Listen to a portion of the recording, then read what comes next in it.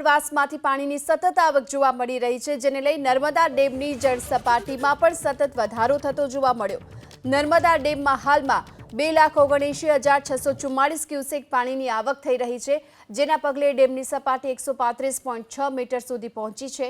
ડેમના 9 દરવાજા ખોલી 90,000 ક્યુસેક પાણી છોડાતા કાંઠા વિસ્તારોના 25 ગામોને એલર્ટ કરવામાં આવ્યા છે, જેમાં શિનોરના અંબાલી, બરકાલ, દિવેર, માલસર, દરિયાપુરા, મોલેથા, જાંજર, કંજેઠા, માંડવા અને સુરાશામળ ગામોનો સમાવેશ થાય છે।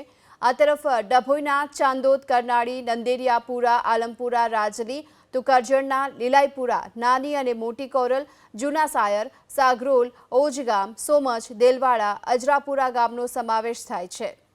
વધુ વિગતો મેળવીએ સંવાદદાતા કનકસિંહ આપણી સાથે જોડાઈ ચૂક્યા છે। કનકસિંહ, જે પ્રકારે હાલ સતત ઉપરવાસમાંથી વરસાદને કારણે હાલ નર્મદા ડેમની જળ સપાટી સતત વધી રહી છે, કેટલા ગામોને એલર્ટ પર રખાયા? ખાસ કરીને આપણે જોઈએ કે મધ્યપ્રદેશના જે ડેમો છે એ ડેમોમાંથી 2.5 લાખ ક્યુસેક પાણી નર્મદા ડેમમાં છોડાતા સાથે નર્મદા તંત્રએ નર્મદા ડેમમાંથી આજે 9 ગેટ ખોલી અને 90,000 ક્યુસેક પાણી નર્મદા નદીમાં છોડવામાં આવી રહ્યું છે અને ખાસ કરીને ભરૂચ, નર્મદા અને વડોદરા જિલ્લાના ગામોને એલર્ટ કરી દેવામાં આવ્યું છે।